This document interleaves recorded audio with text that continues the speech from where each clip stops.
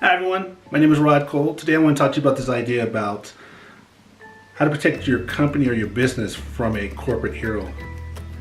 And you're probably wondering, what is a corporate hero and how can anything with a hero in it be bad?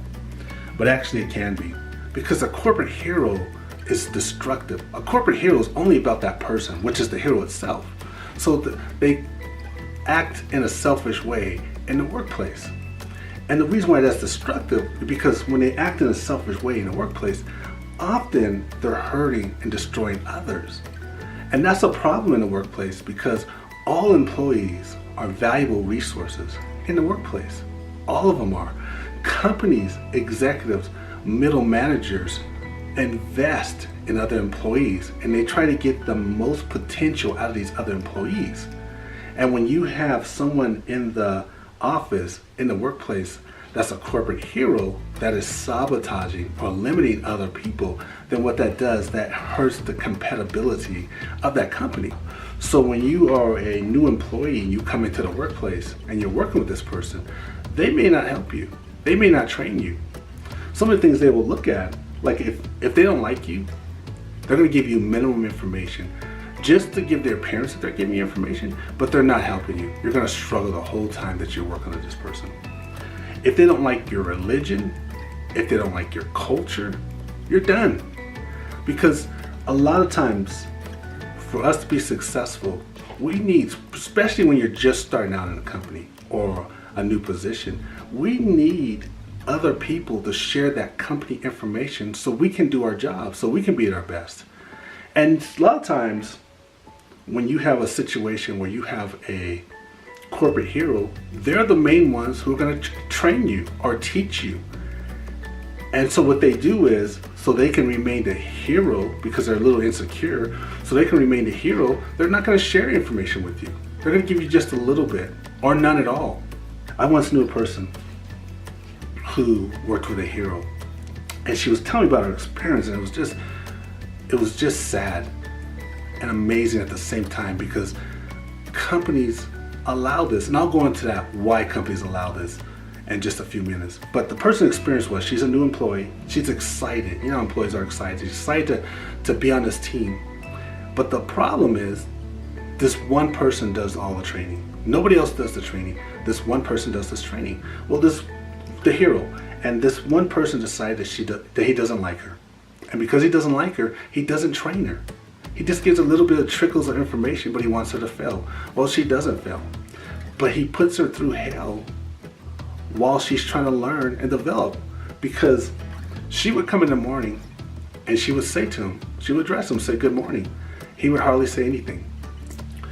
She would go and ask him a question, and his back was to her. He wouldn't even turn around to answer her questions. And if he did answer her questions, it was just short answers. He wouldn't really give her a description and explain. He made it really difficult. He played inappropriate music and inappropriate videos in their workspace, so she felt uncomfortable. She did talk to the supervisor, but when she talked to the supervisor didn't do anything. The supervisor was afraid of this person and didn't do anything. But this employee that I'm talking about, didn't go away. She still excelled. She still was learning. She tried to go to outside resources and see what she can do to be at her best. But the point is, this shouldn't even be necessary in companies.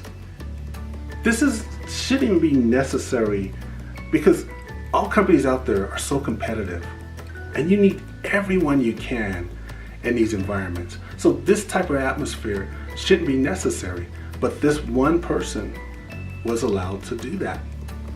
So then the question becomes, why should executives and upper managers care that they have a corporate hero in the workplace? And the reasons that we should care is like when you talk to some executives and some upper managers, they love this idea about competitive in the workplace. And some of them even like the idea about the sink or swim, let them best employees swim and make it to the top, and the employees who can't make it, they just go away. A competitive situation. I'm not even arguing against that. But what I am saying is that when you have somebody that's a hero in the workplace, it's not a competitive situation. The hero in the workplace is hoarding information, company information, mind you. It's not even his own information. He's hoarding company information and keeping it from other employees. Those other employees are resources. This is not a competitive situation. This is a sabotage situation. This is a theft, a company theft situation. Because when you hoard company information, that's theft. When you don't share it with other employees who are new or coming to the company, that's theft. You're not tapping in to their resources. You're not tapping into the true competitive nature that they can present if they have the right information. This person don't have the right to make that type of information. They're not paying salaries. They didn't hire these people. They don't have that right. So yeah, we gotta be careful when we have those kind of people making those kind of decisions. And not only that, the markets, most markets out there are very competitive. And what makes companies thrive and be successful are their employees. I mentioned this earlier. The more competitive employees, the better. So if you have an employee who has access to information and their morale is high because they're contributing their best self in your company, you're gonna be competitive. You're gonna get that competitiveness that you're looking for. But if you have an employee who is sabotaging other employees, then you're not gonna get that. So as an executive or upper manager, how would you know that if you have a hero in your company that's actually affecting your company in a negative way? There's actually 3 ways. First way, you can't make assumptions as an executive or upper manager. You can't make assumptions about information that's out there. Executives make very powerful, important information. They put it throughout the company, and they have an expectation that this is going to be followed, rightly so. But that's not always the case. Sometimes it's not followed, and it has to do with this hero that's blocking information. There was a situation that I heard about probably last year where an executive would come to visit this team, and they were having a discussion, and this executive became frustrated because he felt that these employees had equal training, and yet they didn't feel they wasn't up to par with the training. And nobody said anything. But the truth of the matter was that the training was by one person, the hero, and this hero was not training other people. And this executive made the assumption that training was conducted, but it wasn't. The second thing is to do internal surveys. A lot of companies out there, what they'll do is they'll do external surveys, which makes sense. They'll find out do surveys about the competition, they'll do surveys about their customer base, which is important. But just as important though is to do surveys with their employees, their internal base. Because if you do a survey with your employees will tell you, especially if it's anonymous, they'll tell you if something's going on with the team. They will tell you if they're not receiving proper training. Last part is, if you can't do surveys, at a minimum, you can look at turnover ratios within a department or in a company. If you find out that there's a high turnover rate, that's an indication that something's wrong.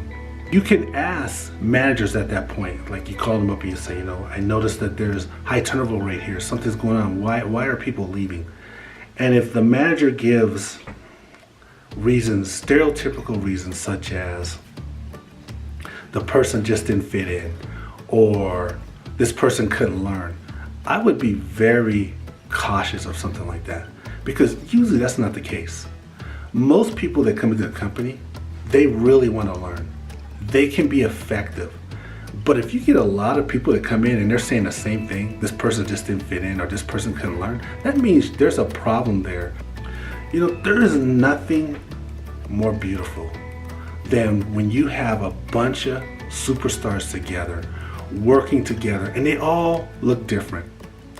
They look different, they work together, they help each other, they succeed. There's nothing more beautiful and nothing more competitive than that.